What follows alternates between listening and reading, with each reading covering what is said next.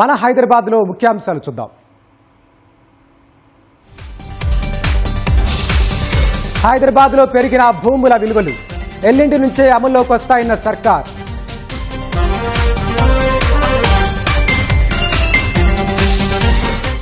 హైదరాబాద్ను medical tourism కేంద్రంగా మారుద్దాం, పెట్టుబడులతో రావాలని పారిశ్రామికవేత్తలకు సీఎం పిలుపు. హైదరాబాద్లో ఇంకిపోతున్న భూగర్భ జలాలు, కుత్బుల్లాపూర్లో 37 మీటర్ల దిగువకు నీటి మట్టం.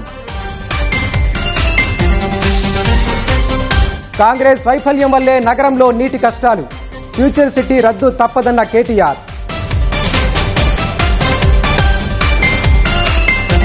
వేగంగా ఉప్పల్ ఎలివేటెడ్ కారిడార్ పనులు, స్కై వాక్ తాత్కాలిక తొలగింపులకు ఏర్పాట్లు. జేబీఎస్ వద్ద జనంపైకి దూసుకుపోయిన ఆర్టీసీ బస్సు, కింద ఇరుక్కొని అల్లాడిన యువకుడు.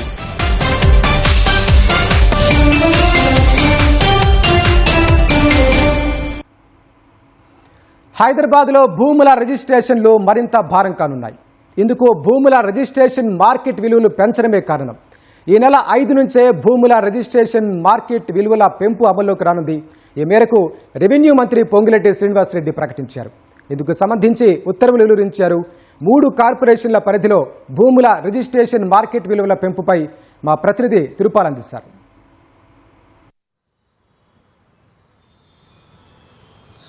వెంకటేష్, తెలంగాణ రాష్ట్రంలో రిజిస్ట్రేషన్ మార్కెట్ విలువలను పెంచుతూ కొద్దిసేపటి కిందటే రాష్ట్ర ప్రభుత్వం ఒక ప్రకటన విడుదల చేసింది.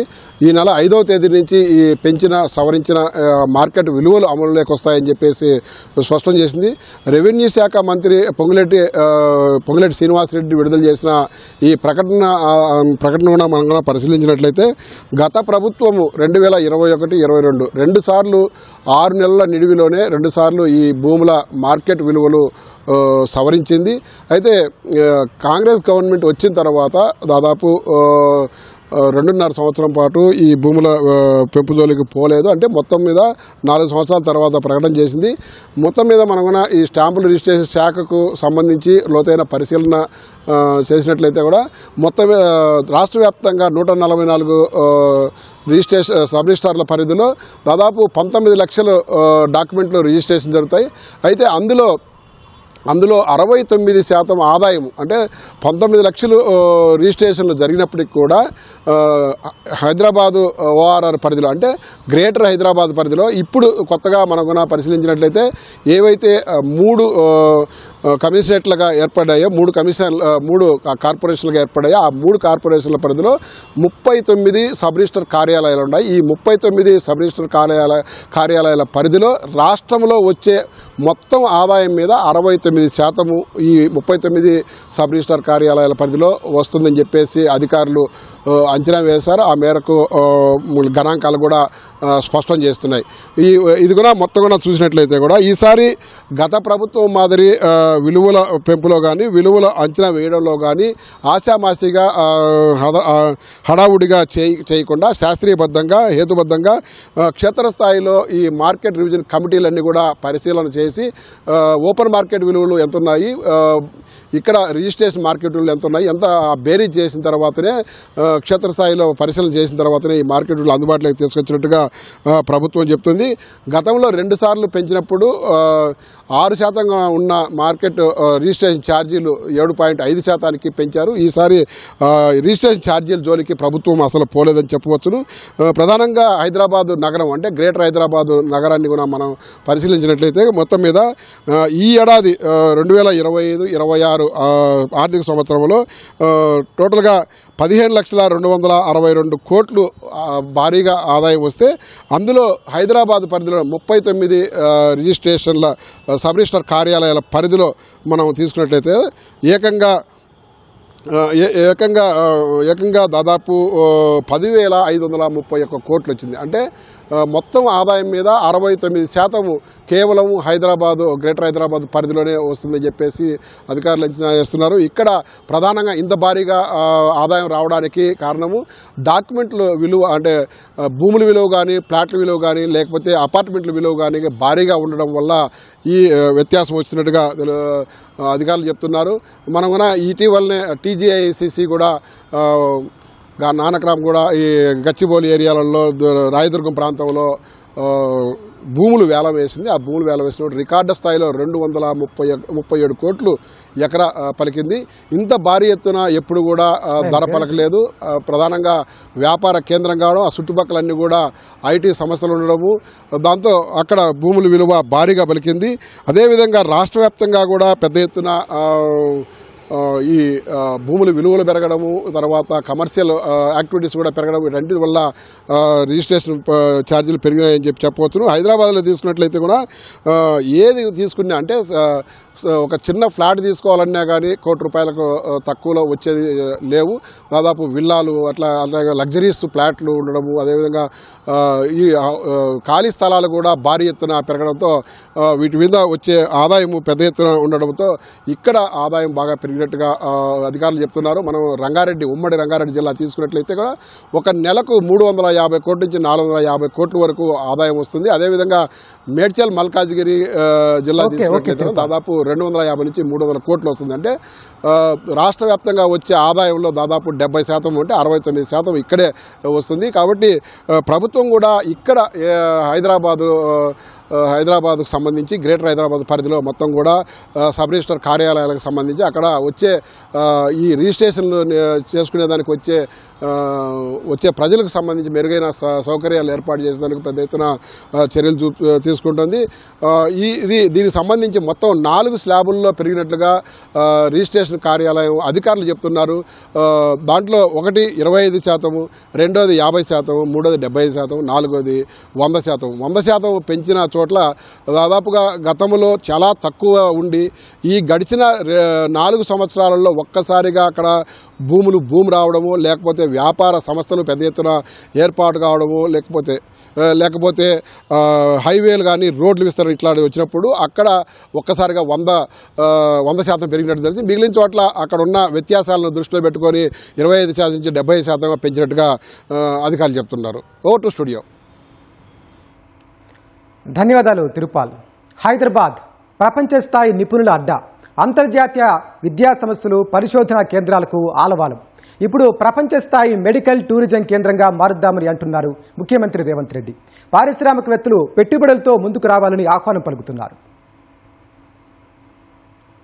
దక్షిణాఫ్రికా ఉపాధ్యక్షుడు పాల్ మషాటిలే నేతృత్వంలోని ఉన్నత స్థాయి ప్రతినిధి బృందం సీఎం రేవంత్ రెడ్డిని కలిసింది. హైదరాబాద్ ప్రత్యేకతలను దక్షిణాఫ్రికా ప్రతినిధులకు సీఎం వివరించారు. ఐటీ, ఫార్మా, రక్షణ, ఏరోస్పేస్ వంటి అత్యాధునిక రంగాలకు అవసరమయ్యే నైపుణ్య మానవ వనరులను తయారు చేసి ప్రపంచానికి అందించే విధంగా హైదరాబాద్ అభివృద్ధి చెందిందన్నారు. ప్రపంచ ప్రఖ్యాత ఫార్చ్యూన్ 500 కంపెనీలు తమ గ్లోబల్ కేపబిలిటీ సెంటర్లను హైదరాబాద్లో ఏర్పాటు చేస్తున్నాయని రేవంత్ రెడ్డి తెలిపారు. అంతర్జాతీయ ప్రమాణాలతో కూడిన విద్యాసంస్థలు, పరిశోధనా కేంద్రాలతో హైదరాబాద్ నాలెడ్జ్ సిటీగా మారిందన్నారు.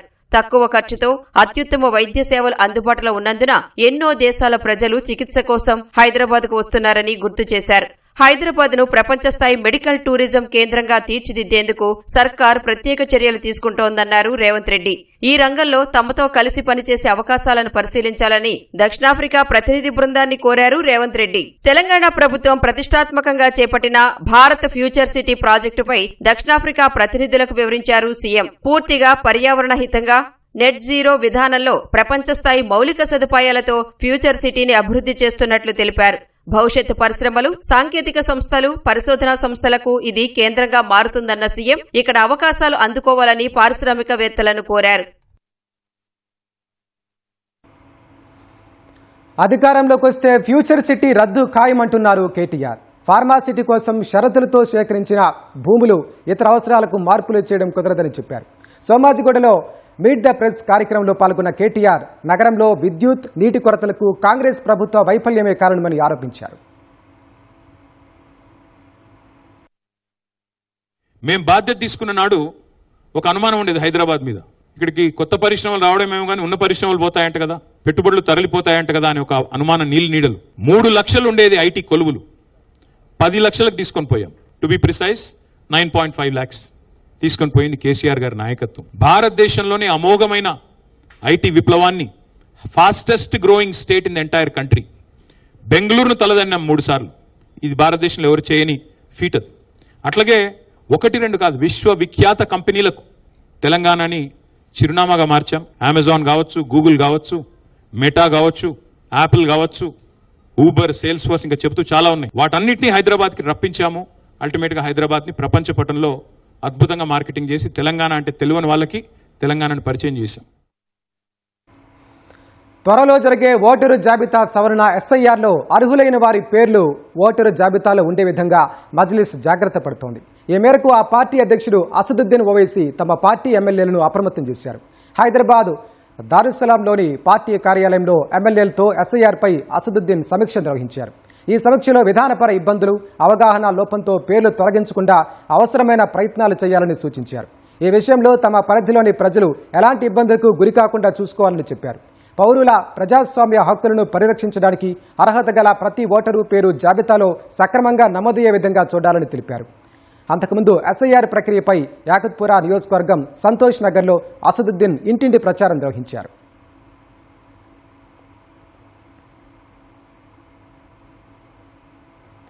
హైదరాబాద్లో భూగర్భ జలాలు ఇంకిపోతున్నాయి. మండు టెండలతో పాటు నీటి వాడకం ఎక్కువయ్యేసరికి చాలా చోట్ల నీటి మట్టాలు పడిపోతున్నాయి. క్రితం నెల కూడా సగటున 12 మీటర్ల నుంచి 15 మీటర్ల కంటే లోతుకు పడిపోయాయి. చాలా చోట్ల ఒక్క నెలలోనే 5 మీటర్ల వరకు నీటి మట్టాలు పడిపోయాయి. కుత్బుల్లాపూర్లో అయితే ఏకంగా 37 మీటర్ల లోతుకు నీటి మట్టాలు దిగిపోయాయి. ఎక్కడెక్కడ భూగర్భ జలాల డేంజర్ బిల్స్ మోగిస్తున్నాయి, ఇంకెక్కడ రెడ్ జోన్గా మారాయి. భూగర్భ జల శాఖ నగరంలో నీటి మట్టాలను ఎట్లా అంచనా వేస్తోంది? ఈ ముచ్చట్లను మా ప్రతినిధి సతీష్ అందిస్తారు. హైదరాబాద్ మహానగరంలో భూగర్భ జలాలు రోజు రోజుకు తీవ్ర స్థాయిలో అడుగంటిపోతున్నాయి. సో గత ఏడాది మేతో పోలిస్తే ఈసారి మేకి కాస్త ఆశాజనకంగా ఉన్నప్పటికీ కొన్ని చోట్ల మాత్రం ప్రమాదకర స్థాయిలో పడిపోయాయని భూగర్భ జల శాఖ వెల్లడించడం జరిగింది. అందులో ముఖ్యంగా రంగారెడ్డి జిల్లా షేర్లింగపల్లి నియోజకవర్గానికి సంబంధించి కుత్బుల్లాపూర్లో 37 మీటర్లకు ప్రమాదకర స్థాయిలో నీటి మట్టాలు పడిపోయినట్లుగా గుర్తించడం జరిగింది. సో గ్రేటర్ వ్యాప్తంగా ORR వరకు 57 ఫీజోమీటర్లతో ఎప్పటికప్పుడు భూగర్భ జలాలను అంచనా వేస్తున్నటువంటి ఈ శాఖ మొత్తం 46 మండలాలకు పరిధిలో భూగర్భ జలాలను అంచనా వేస్తూ ప్రజలను అప్రమత్తం చేస్తూనే ఉంటుంది. అయితే విచ్చలవిడిగా బోరు బావులు తవ్వడం, ఆశించిన స్థాయి కంటే అంతకు మించిన అవసరాలకు మించి భూగర్భ జలాలను తోడడం వల్ల ప్రతి వేసవిలో కూడా చాలా ప్రమాదకర స్థాయిలో భూగర్భ జలాలు పడిపోతున్నట్లుగా ఈ శాఖ గుర్తించడం జరిగింది. మరి ఫీజోమీటర్ల ద్వారా అంచనా వేస్తున్నటువంటి భూగర్భ శాఖ ఏ ప్రాంతాల్లో ఎక్కడ ఎన్ని మీటర్ల లోతుకు భూగర్భ జలాలు పడిపోయాయనేది స్పష్టంగా వివరించడం జరిగింది. సో చాలా ప్రాంతాలన్నీ కూడా రెడ్ జోన్గా మారిపోయాయి. షేర్లింగంపల్లి, కూకట్పల్లి, బాచ్పల్లి, దుండిగల్, ఈ మేడ్చల్లోని కొన్ని ప్రాంతాలతో పాటు ఇటు హయత్నగర్కు సంబంధించి ఇటు సరూర్ నగర్లోని కొన్ని ప్రాంతాలు కూడా రెడ్ జోన్లోకి మారిపోయినట్లుగా గుర్తించడం జరిగింది. మొత్తం టోటల్గా 1450 స్క్వేర్ కిలోమీటర్లు ఉన్నటువంటి ఈ భూగర్భ జల శాఖ పరిధిలోని 46 మండలాల్లో ఇప్పటికే 190 స్క్వేర్ కిలోమీటర్లు అంటే 13% గ్రౌండ్ వాటర్ అనేది చాలా ప్రమాదకర స్థితిలో ఉంది. కానీ కోర్ సిటీలో మాత్రం కొంత ఆశాజనకంగా ఉన్నప్పటికీ సో విచ్చలవిడిగా నీరు తోడడం, విచ్చలవిడిగా వాడడం అనేది కూడా అక్కడ కూడా భవిష్యత్తులో ప్రమాదకర స్థితిలో నీరు అనేది అడుగంటిపోయే అవకాశాలు ఉన్నట్లుగా కూడా భూగర్భ జల శాఖ గుర్తించడం జరిగింది. 20 మీటర్ల కంటే అంత ఎక్కువ లోతులో పడిపోయినటువంటి ప్రాంతాల్లో కూకట్పల్లి, బాచుపల్లి, కుత్బుల్లాపూరు, దుండిగల్ మండలం, అదేవిధంగా మేడ్చల్ సంబంధించినటువంటి కొన్ని మండలాల్లోని ప్రాంతాల్లో ఎక్కువగా 20 మీటర్ల లోతులో భూగర్భ జలాలు పడిపోయాయి. కుత్బుల్లాపూర్లో అత్యధికంగా 37 మీటర్లకు సంబంధించి భూగర్భ జలాలు పడిపోయినట్లుగా భూగర్భ జల శాఖ తన ఫీజోమీటర్ల ద్వారా అంచనా వేయడం జరిగింది. ఫీజోమీటర్ అంటే ఇప్పుడు డేటా ఎంత లోతులో బోర్ నీళ్ళు ఉన్నాయి, ఏరియాలో ప్రాబ్లం ఉందా లేదా అని చూడడం జరుగుతుంది. అయితే ఫస్ట్ ఇండికేటర్ ద్వారా మనం మాన్యువల్గా ఇండికేటర్ ద్వారా వాటర్ లెవెల్ చూస్తాం. మాన్యువల్ ఇండికేటర్ ఎంత చూస్తామంటే మనం ఫీజోమీటర్లో DWR అని ఒక ఇన్స్ట్రుమెంట్ ఉంటుంది. దగ్గర కాస్ట్లీ అది. ఆ కాస్ట్లీ ఇన్స్ట్రుమెంట్ మేము అందులో ఇన్సర్ట్ చేస్తాము. సర్వర్ ఉంది, మన డిపార్ట్మెంట్ సర్వర్ ఉంది. సర్వర్ ద్వారా ప్రతి 6 గంటలకు ఒకసారి రీడింగ్ తీసుకోవడం జరుగుతుంది. దాని ద్వారా మనకు మాన్యువల్గా చేస్తే దాని లెవెల్ కరెక్ట్ ఉందా అని చెప్పి చెక్ చేయడానికి వీలుగా మేము మాన్యువల్ కూడా ప్రతి నెల మా ఫీల్డ్ ఆఫీసర్ ఎక్కడ ఫీజోమీటర్ ఏర్పాటు చేశారు ప్రాంతానికి వెళ్ళి ఫీజోమీటర్ మాన్యువల్ మరియు DWR ద్వారా తీసుకున్న డేటాను క్రోడీకరించి ఏదైనా తప్పులున్నాయని చెప్పి సరిదిద్దడానికి అవకాశం ఉంటుంది. నివాస ప్రాంతాల్లో ఎక్కువగా కాంక్రీట్ మయం కావడంతో కురిసిన ప్రతి వరద అంతా కూడా వర్షపు చినుకులన్నీ కూడా వరద రూపంలో మురికి కాలువల ద్వారా కాలువల్లోనూ నదుల్లోనూ కలిసి నీరు భూమిలోకి ఇంకే పరిస్థితి లేకపోవడంతో కేవలం 9% మాత్రమే నీరంతా భూమిలోకి ఇంకుతుంది. మిగతా వరద అంతా కూడా సముద్రం పాలవుతున్నట్లుగా గుర్తించడం జరిగింది. మరి కురిసే ప్రతి చినుకును ఒడిసిపట్టి భూగర్భంలోకి పంపించినట్లయితే ఇలా హైదరాబాద్ నగరానికి మిగతాదంతా కూడా రెడ్ జోన్గా మారే పరిస్థితి తప్పుతుందని చెప్పేసి భూగర్భ జల శాఖ సూచిస్తుంది. సో మరి ఇప్పుడు వర్షాల కోసం ఎదురు చూస్తున్న జనాలంతా కురిసే ప్రతి చినుకును ఒడిసిపట్టి భూగర్భంలోకి పంపిస్తే ట్యాంకర్ల మీద ఆధారపడాల్సిన అవసరం లేదు. పూర్తి స్థాయిలో భూగర్భ జలాలను పెంచుకుంటే ఇంట్లో ఉన్నటువంటి బోరు బావులు ఎండిపోయే స్థితికి రావని చెప్పి సూచిస్తుంది. మరి ఇప్పటికైనా నగరవాసులు మేల్కొందాం, కురిసే ప్రతి చినుకును ఒడిసిపట్టి భూగర్భంలోకి పంపిద్దాం. మన జనవనరులను, మన ఇంట్లో ఉన్నటువంటి బోరు బావులను రక్షించుకొని నీటి ఎద్దడి లేకుండా జీవిద్దాం. కెమెరామెన్ నవీన్తో Satish, ETV news, Hyderabad. Uppal Narapalli elevated corridor పనులు వేగంగా కొనసాగుతున్నాయి. ఉప్పల్ రింగ్ రోడ్డు పైనుంచి ఎలివేటెడ్ కారిడార్ 75 అడుగుల ఎత్తులో ఉంటుందని అధికారులు చెబుతున్నారు. ఇందుకోసం అతిపెద్ద పిల్లర్లు వేయనున్నారు. పిల్లర్లకు అడ్డుగా ఉన్న ఉప్పల్ స్కైవాక్ను త్వరలో తాత్కాలికంగా తొలగించనున్నారు అధికారులు.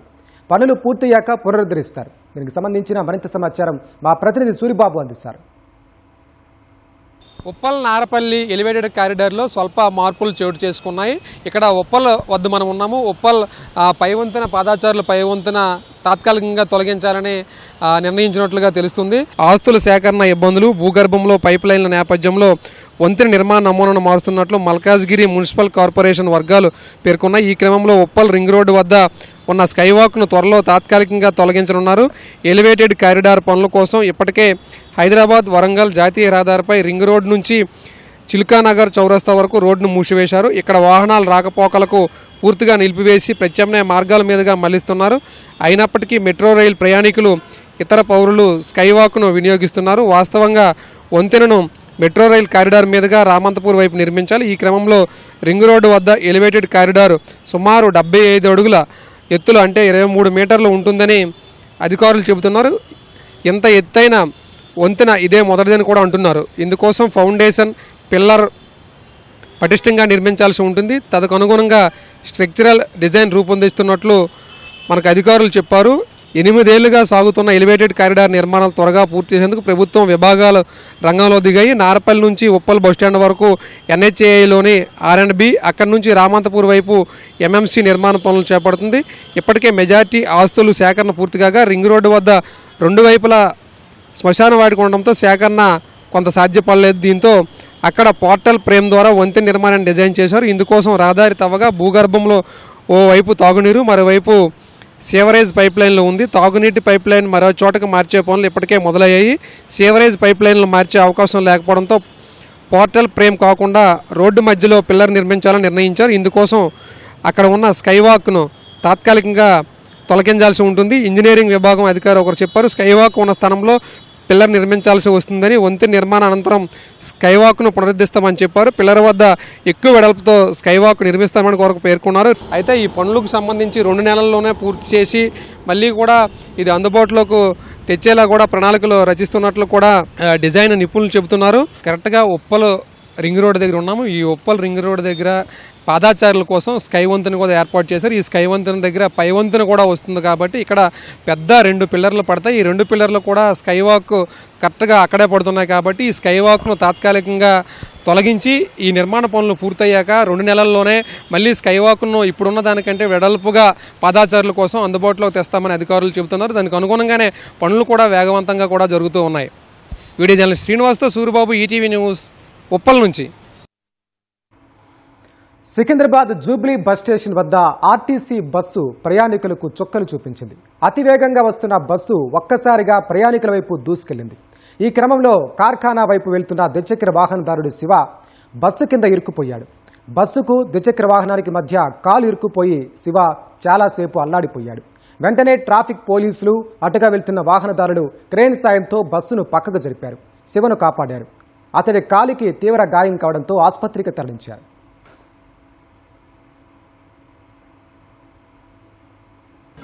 ఎంబీబీఎస్ రూట్ అయిపోయింది, ఇంటికి వస్తున్నా, సిగ్నల్ ఆగిపోయింది. ఓకే, రెడ్ సిగ్నల్ పడ్డాక నేను పోతుంటే బస్సు ఆపోజిట్ వచ్చేసి.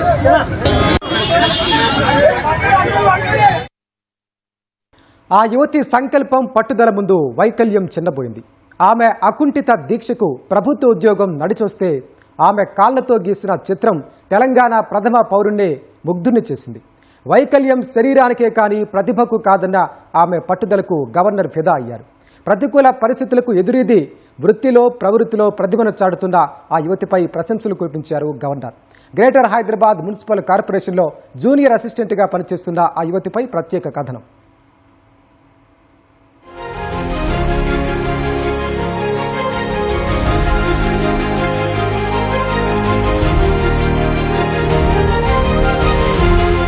లోక్ భవన్ సంస్కృతి కమ్యూనిటీ హాల్లో జరిగిన తెలంగాణ అవతరణ వేడుకల్లో కనిపించిన ఈ దృశ్యం ఇప్పుడు టాక్ ఆఫ్ ది టౌన్ గా నిలిచింది. ఆ వేడుకల్లో గవర్నర్ దంపతులను భావోద్వేగానికి గురిచేసిన ఆ యువతి వైష్ణవి. జీహెచ్ఎంసీలో జూనియర్ అసిస్టెంట్ గా పనిచేస్తున్న దివ్యాంగురాలైన వైష్ణవి గవర్నర్ శివప్రతాప్ శుక్లాపై ఉన్న అభిమానాన్ని చిత్రపటం రూపంలో చాటుకుంది. ఆ చిత్రాన్ని చేతులతో కాకుండా తన కాలి వేళ్లతో అద్భుతంగా తీర్చిదిద్దటం, స్వయంగా గవర్నర్ కు అందించడం అవతరణ వేడుకల్లో ప్రత్యేక ఆకర్షణగా నిలిచింది.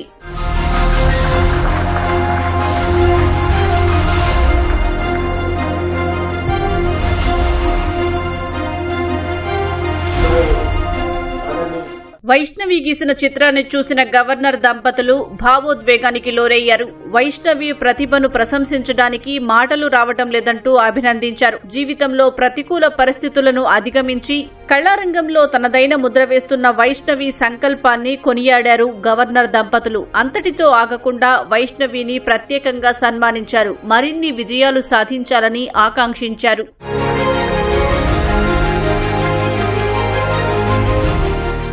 లక్డీ కపుల్ కు చెందిన వైష్ణవి పుట్టుకతోనే వైకల్యంపై పోరాటం చేస్తోంది. 2 ఏళ్లు వచ్చే వరకు నడవలేదు. తర్వాత నడవటం మొదలుపెట్టిన వైష్ణవి 2 చేతులు పనిచేయకపోయినా తన కాళ్లనే చేతులుగా మార్చుకుని ముందుకు సాగింది. తల్లిదండ్రుల ప్రోత్సాహంతో ఎంకాం వరకు చదివింది. గ్రూప్ 4 పరీక్షలు రాసి జీహెచ్ఎంసీలో జూనియర్ అసిస్టెంట్ గా ఉద్యోగం సంపాదించింది. నేను ఎంకాం చదివాను, దాని తర్వాత గ్రూప్స్ కి ప్రిపేర్ అయ్యాను. గ్రూప్ 4 రాశాను, అందులో సెలెక్ట్ అయ్యాను. నేను కాలుతోనే అన్ని చేస్తాను. నేను వర్క్ కూడా కాలుతోనే చేస్తాను. చిన్నప్పటి నుంచి అలవాటు అయింది. వీ హ్యావ్ టు ఫైట్, అందరూ ఫైట్ చేయాల్సిందే.